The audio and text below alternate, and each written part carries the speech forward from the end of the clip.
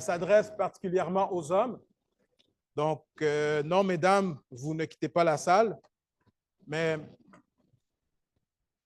comme pour n'importe quoi dans la Bible, si le message ce matin s'adresse particulièrement aux hommes, il y a quand même un message pour tout le monde qui est dans la salle ce matin. Il y a un message aussi pour les femmes.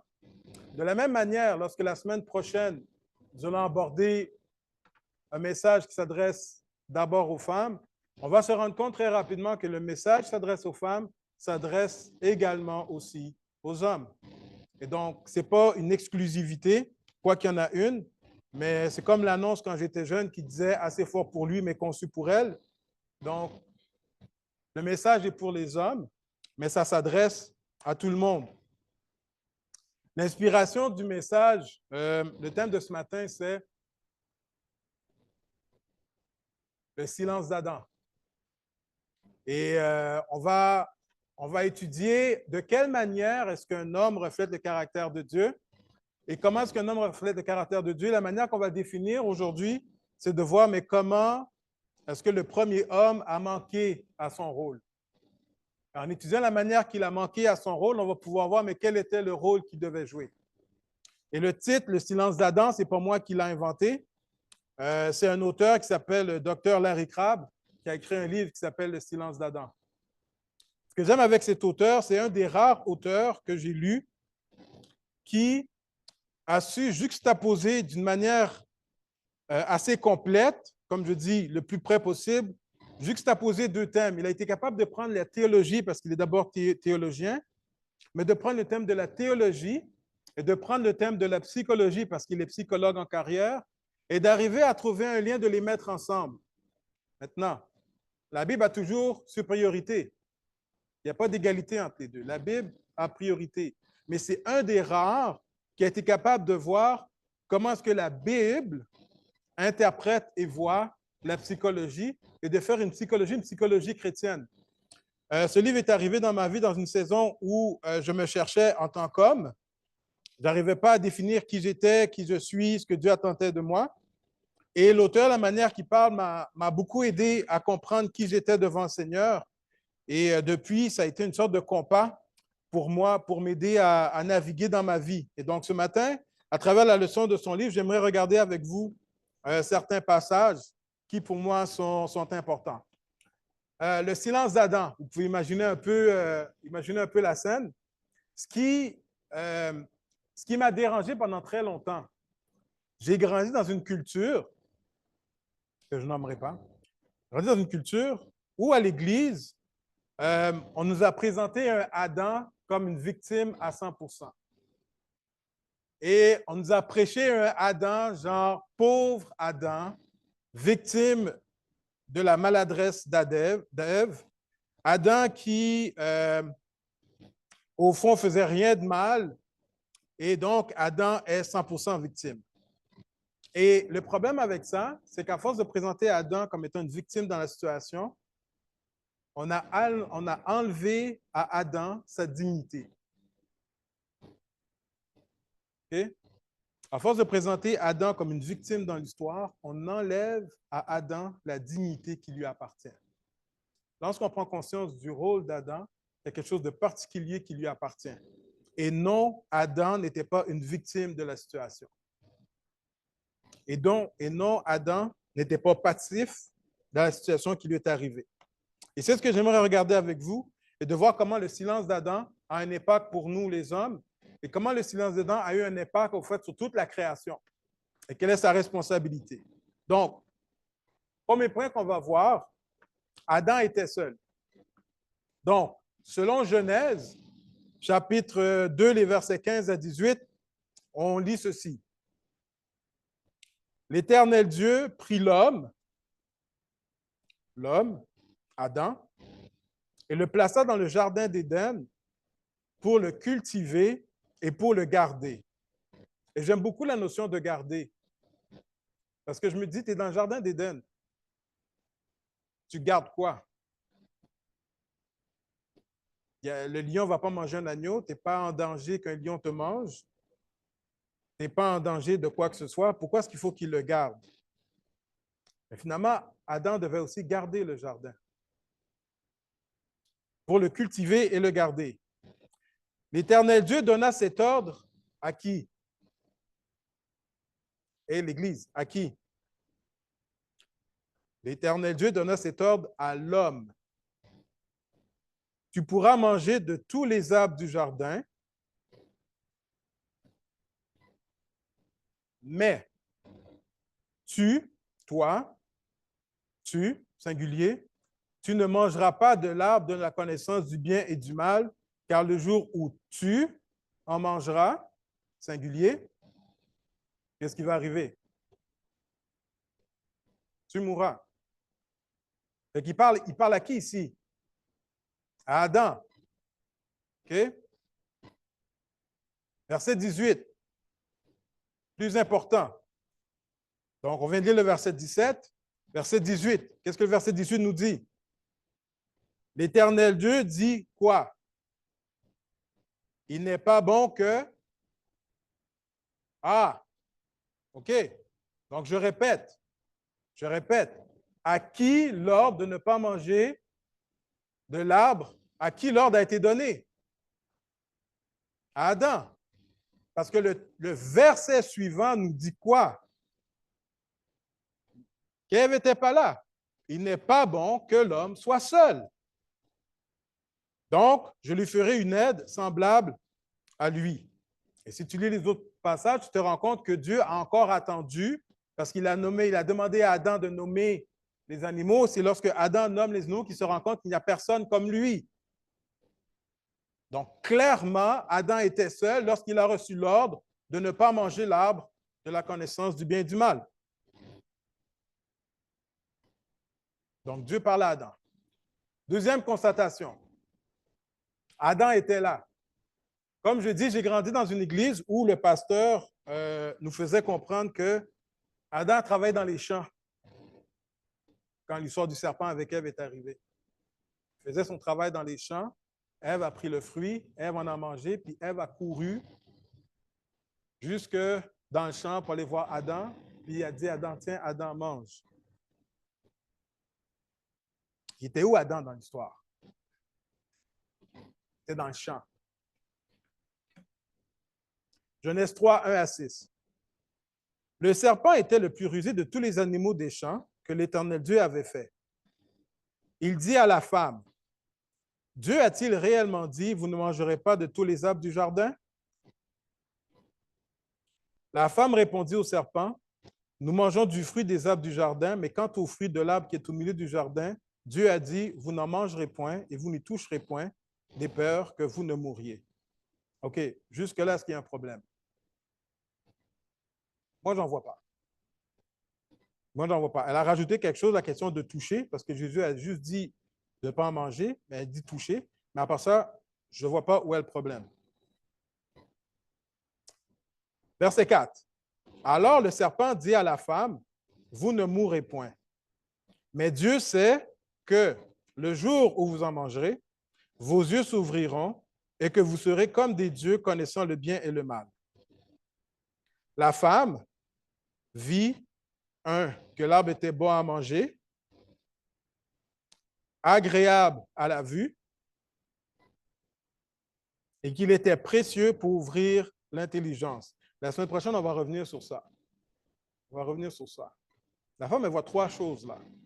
C'est intéressant. On va revenir là-dessus. Elle prit de son fruit et en mangea, et elle en donna aussi à son mari qui était où? Qui était auprès d'elle. Est-ce qu'il était dans le champ? Il était auprès d'elle et il en mangea.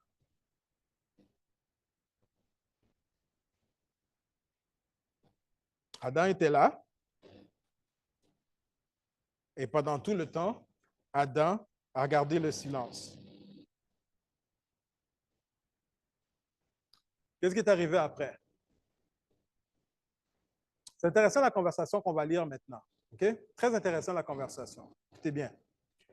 Les yeux de l'un et de l'autre s'ouvrirent. Ils connurent qu'ils étaient nus Ayant cousu des feuilles de figuier, ils s'en firent des ceintures. Alors, ils entendirent la voix de l'Éternel Dieu qui parcourait le jardin vers le soir, et l'homme et qui d'autre? Et l'homme et sa femme se cachèrent loin de la face de l'Éternel Dieu. Les deux sont cachés au milieu des arbres du jardin. Mais l'Éternel Dieu appela Ève. Il appela Adam et Ève. Il appela qui? C'est pas intéressant, ça. Qui a créé Ève? Est-ce que c'est Adam qui a créé Ève? Dieu a créé Ève. Dieu a pensé de créer Ève parce qu'il a dit, il n'est pas bon que l'homme soit seul. Et donc, Dieu a remarqué, c'est pas bon que l'homme soit seul. Et Dieu a dit, je vais créer une aide. Dieu va coucher Adam. Dieu va prendre la côte d'Adam et va créer une femme. Dieu va présenter Ève auprès de l'homme. Je veux dire, est-ce que Dieu est au courant que Ève existait ou pas? OK? Et pourtant, on nous dit ici que Dieu appela qui? L'homme. Il appelle l'homme. Et il lui dit quoi? Il ne dit pas vous êtes où? Il dit t'es où? Toi. Où es-tu? Pourquoi est-ce qu'il parle à Adam? Rapidement. On fait ça tout le temps, n'est-ce pas? Je me rappelle quand j'étais jeune, mes parents partaient pour la journée, parce que mes parents ne nous ont jamais laissé moi puis mon frère pour la fin de semaine, comme dans certaines cultures que je nommerai pas. Ils partaient juste la journée, jamais les fins de semaine. Mais quand ils partaient le matin, mon père venait me voir, puis il me disait quoi? C'est toi le responsable de la maison. Parce que j'étais le plus vieux. Est-ce qu'il y en a qui ont connu ça? Est-ce qu'il y en a qui ont connu ça? Tu es le plus vieux de la maison? OK? Maintenant, ce qui est intéressant, est-ce que le plus vieux de la maison était toujours le plus sage? Non. Et pourtant, ce que les parents vont faire, ils vont dire au plus vieux, tu es responsable. Je me rappelle une fois, mon frère a voulu chercher une assiette ou un verre pour boire. Il a cassé le verre. J'ai ramassé, j'ai mis à la poubelle, rentré à la maison. Mes parents voient dans la poubelle le verre est cassé. C'est qui ils ont appelé? Ils ont appelé Rubin. C'est qui a cassé le verre? C'est le frère. Et le compte, c'est moi qui dois rendre compte. Par exemple, lorsqu'il y a une compagnie qui existe et qu'un scandale tombe dans une compagnie, mettons ce qui est arrivé avec Desjardins, Caisse Desjardins, avec la question des vols de données, c'est qui qu'on va voir en premier pour poser des questions? Le directeur général. Même s'il n'a absolument rien à voir avec la situation, c'est lui qu'on va voir. Dernier exemple, une église. Un scandale éclate dans une église. Ou est-ce qu'il y a eu de la fraude, ou il y a eu un abus, ou il y a eu une situation particulière dans l'église? Quelle est la première personne qu'on va aller voir si ça arrive? Pasteur. Même si le pasteur n'est pas au courant d'absolument rien de la situation, la première personne qu'on va aller voir, c'est le pasteur. Dieu a donné une responsabilité à Adam qui fait en sorte que lorsqu'il court dans le jardin, il voit qu'il se passe quelque chose, ce n'est pas normal. La première personne à qui Dieu va parler, c'est Adam. Adam. Mais l'Éternel Dieu appela l'homme et lui dit, où es-tu? Il répondit, j'ai entendu ta voix dans le jardin et j'ai eu peur parce que je suis nu et je me suis caché. Je ne sais pas, à un moment donné, peut-être qu'on va regarder l'histoire au complet. Il y a quelque chose de terriblement profond ici. Là. Adam a eu peur de Dieu. C'est grave, ça. Autre histoire, OK? Mais, wow! Il a eu peur de Dieu.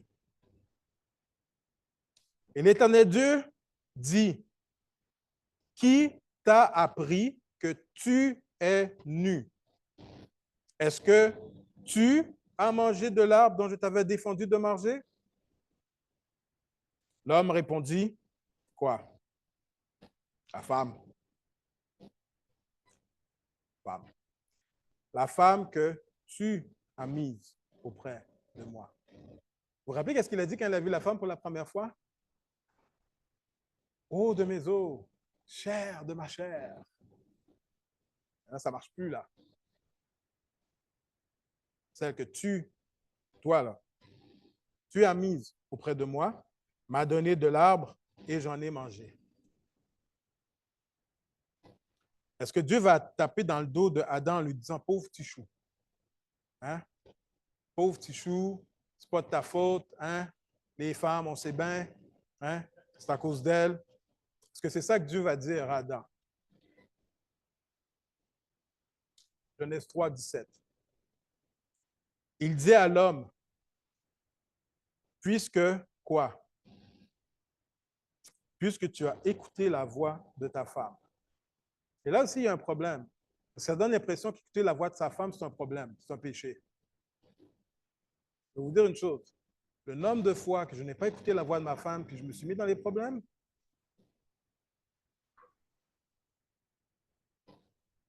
okay? Le nombre de fois. Okay? Le nombre de fois. Il dit à l'homme, puisque tu as écouté la voix de ta femme, le problème, ce n'est pas le fait qu'il ait écouté la voix de sa femme. Le problème, c'est quoi? Il n'a pas écouté la voix de qui? Il n'a pas écouté la voix de Dieu. Puisque tu as écouté la voix de ta femme et que tu as mangé de l'arbre au sujet duquel je t'avais donné cet ordre, tu n'en mangeras point. Le sol qu'il devait garder, le sol qu'il devait cultiver, le sol qui devait donner des fruits, le sol qui était ta responsabilité, parce que tu as échoué à ta responsabilité, le sol sera maudit à cause de toi. Pas à cause d'Ève, à cause de toi. Et c'est à force de peine que tu en tireras ta nourriture tous les jours de ta vie. Dieu ne donne aucune excuse à Adam. C'est pas comme si Adam pouvait arriver et dire, Dieu, ce n'est pas de ma faute. Si j'ai écouté la voix de ma femme, c'est parce que tu ne connais pas Ève. Ève, elle ne m'écoute pas quand je parle. L'autre fois, je lui ai dit d'aller traire les vaches pour faire du café. Puis au lieu de traire les vaches, Ève est allée cueillir des fleurs. Ève, elle ne m'écoute jamais. C'est ça que je n'ai pas parlé. Non.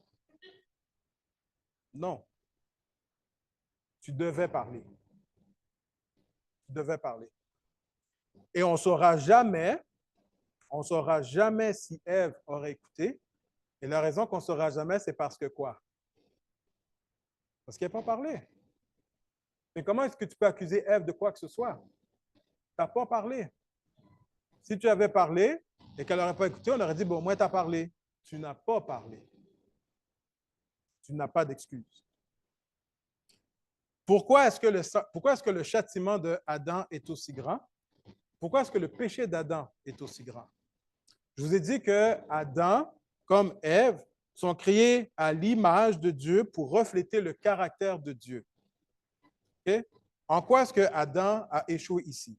Je vous invite à lire avec moi un passage, je trouve ça bizarre. On tourne dans Genèse chapitre 1. Un modèle à suivre. Dieu fait face au chaos. Donc, Genèse chapitre 1, 1 à 3. Au commencement, Dieu créa les cieux et la terre. La terre était informe et vide. Ce qu'en hébreu, on appelle le tohu bohu. Okay? Lors de la création, il y avait une sorte de chaos. La terre était informe et vide. Il y a un chaos qui est là. D'accord?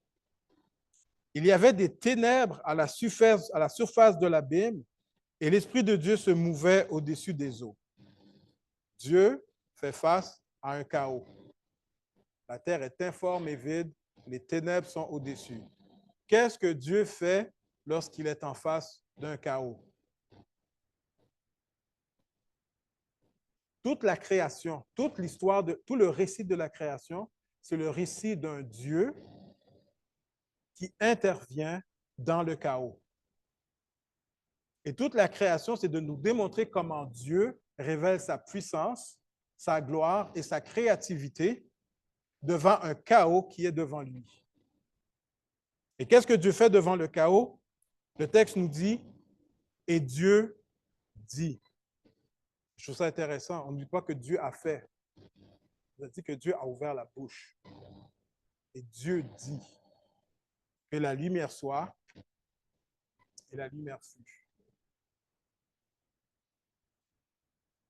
De la même manière que Dieu parle devant le chaos, un homme reflète le caractère de Dieu lorsqu'il parle devant les chaos qui sont devant sa vie.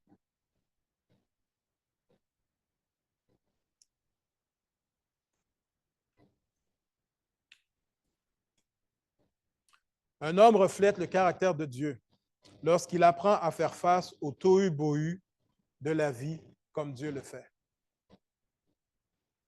C'est comme ça qu'un homme dirige, guide et protège l'œuvre à laquelle Dieu l'a appelé.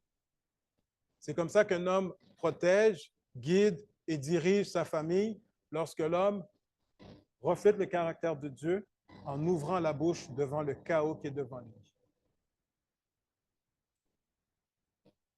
Et nous avons tous ce tohu-bohu qui est autour de nous. Nous avons un tohu-bohu qui s'appelle le diable, maître parfait du chaos, et qui a comme seul objectif de mettre le chaos là où l'ordre règne.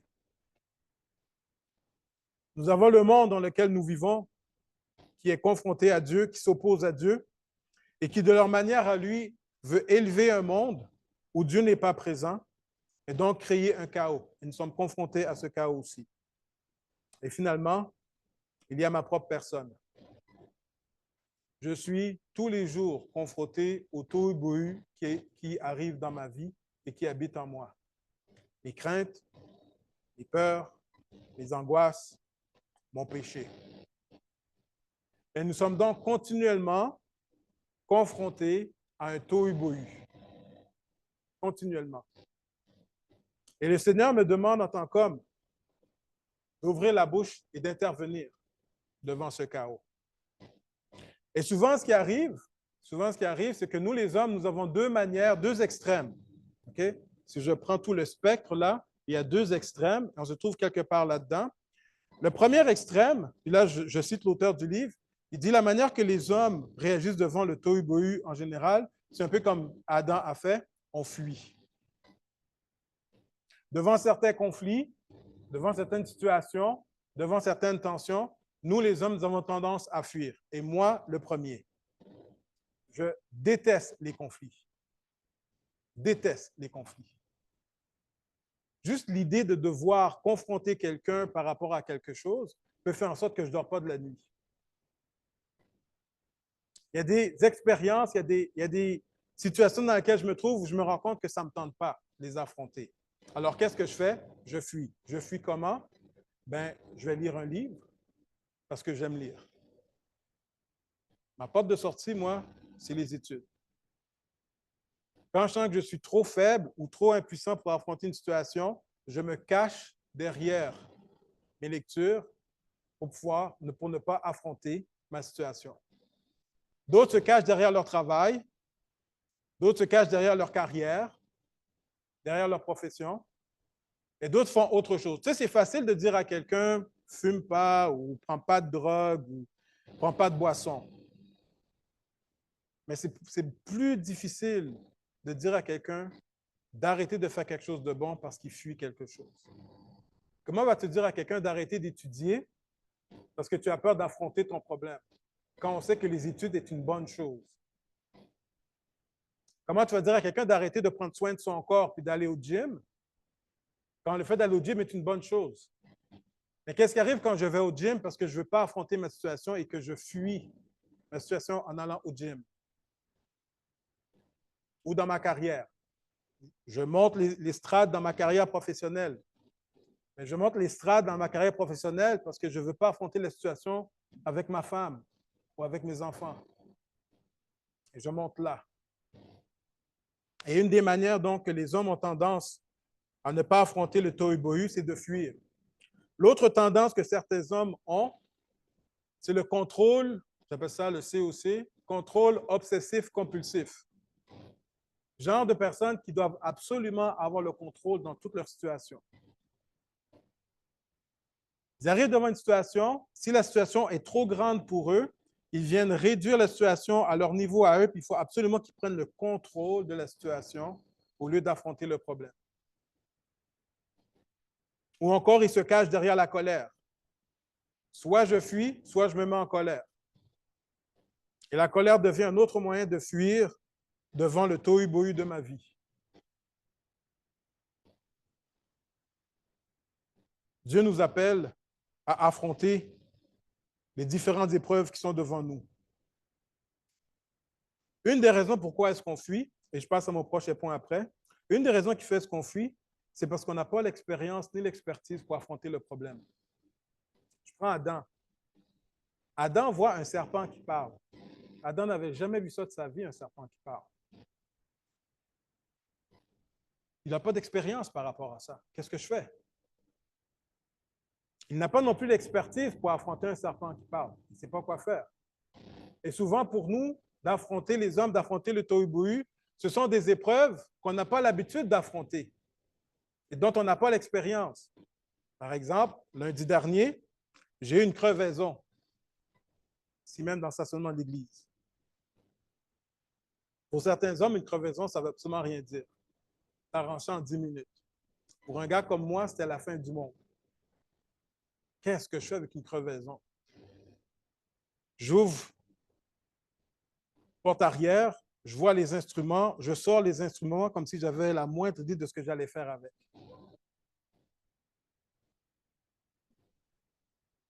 J'ai appelé quelqu'un d'autre qui est venu m'aider, qui m'a aidé à réparer. Complètement perdu devant la situation, complètement dépassé. Et on se retrouve tous dans ce genre de situation. Ma relation avec ma femme, ma relation avec ma fille, ma relation avec ma famille, ma relation au travail. Qu'est-ce qu'on fait? Merci Seigneur, parce que si nous sommes pris dans ce tohu-bohu ou pris dans ce problème, le Seigneur nous a laissé un exemple à suivre. Jésus, l'homme par excellence. Matthieu 4, versets 1 à 3. Écoutez bien ce que le texte dit. Okay? Vous l'avez lu souvent, mais regardez bien ce que le texte dit. Puis, messieurs, je parle pour vous. Alors Jésus fut quoi? Il fut amené par qui? Est-ce que vous suivez?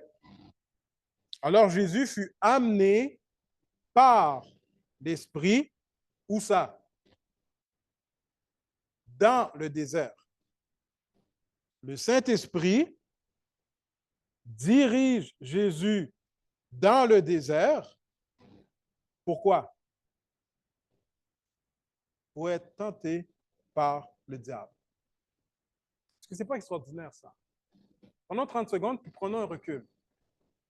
Le Saint-Esprit va amener Jésus dans le désert pour que Jésus soit tenté par le diable.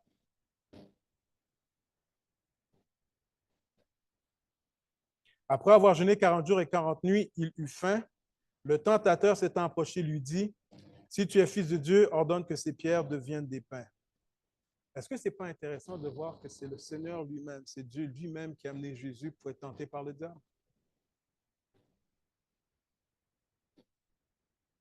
Il n'était pas possible pour Jésus de commencer son ministère si d'abord il ne passait pas à travers le test.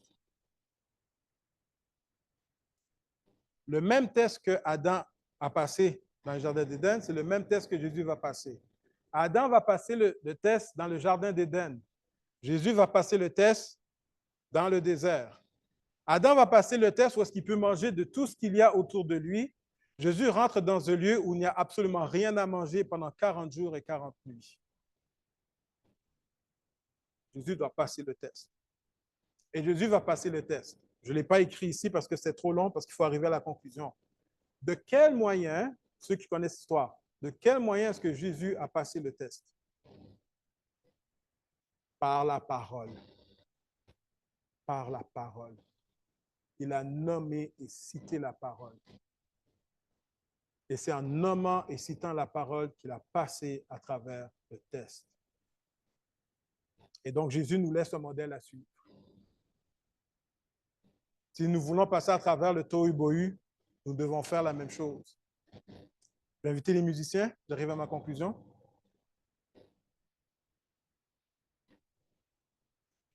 Comment est-ce que nous, en tant qu'hommes, nous devons faire face au tohu-bohu de la vie? Comment est-ce qu'en tant qu'hommes, est-ce que nous reflétons la gloire de Dieu?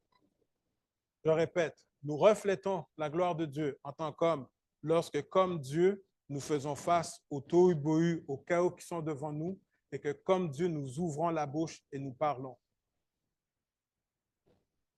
Et donc, il nous faut apprendre à faire face au tohu-bohu de la vie par la force du Saint-Esprit. Vous vous rappelez ce que le texte nous a dit, le premier passage, il faut être rempli du Saint-Esprit. Sans la force du Saint-Esprit, il est strictement impossible de répondre au tohu-bohu de la vie. Deuxièmement, avec l'aide de la Bible, ça prend la parole de Dieu pour nous aider à faire face aux différents conflits que nous avons. Comment faire face au tohu-bohu de la vie? Mais c'est avec Jésus comme modèle, parce que Jésus est l'homme par excellence qui nous montre comment passer à travers les épreuves de la vie. Et finalement, comment est-ce qu'on traverse les tohu-bohu? C'est avec l'aide de d'autres hommes. Pourquoi est-ce qu'on fait les déjeuners pour hommes? Pourquoi est-ce que nous allons prendre une marche la semaine prochaine? Parce que ça prend une communauté d'hommes pour éduquer des hommes. C'est en se regroupant en tant qu'hommes que nous sommes en mesure, ensemble, d'apprendre les uns les autres, à nous encourager, à nous fortifier et à trouver la force nécessaire en tant qu'hommes pour pouvoir faire face aux défis de la vie. La raison pourquoi est-ce que j'ai voulu commencer les rencontres pour hommes, c'était un peu une raison égoïste. Je me sentais seul. Je me sentais seul en tant qu'homme. Et je me suis dit, Seigneur, j'ai besoin d'être entouré d'hommes. Et c'est pour ça qu'on a commencé les rencontres pour hommes, pour que nous puissions nous édifier les uns les autres et que nous puissions apprendre ensemble à refléter la gloire de Dieu en faisant face aux différents tohu-bohu de la vie. Donc, je vais prier et je vais nous encourager en tant qu'hommes à comprendre que nous ici, tous les hommes de cette Église, nous voulons ensemble travailler, refléter la gloire de Dieu en guidant, dirigeant selon les responsabilités de Dieu, mais en faisant cela, en prenant le temps de nous tenir debout, en faisant face au tohu-bohu comme Dieu l'a fait et comme Jésus l'a fait, et d'affronter les différents chaos à lesquels nous sommes amenés. Prions. Seigneur Jésus, tu es notre souverain bien, tu es notre modèle, tu es l'exemple parfait, Seigneur, de ce qu'un homme devrait être et de ce qu'un homme devrait faire. Seigneur Jésus, nous remettons cet enseignement entre tes mains et nous prions, Seigneur Jésus, que tu restes ce modèle pour nous. Avoir une relation avec toi, Seigneur Jésus, ce n'est pas juste une question religieuse, Seigneur, c'est un style de vie. Tu nous appelles, tu nous interpelles, Seigneur, à avoir une relation avec toi, afin que, comme toi, Seigneur, nous puissions apprendre à affronter les différents chaos qui sont devant nous.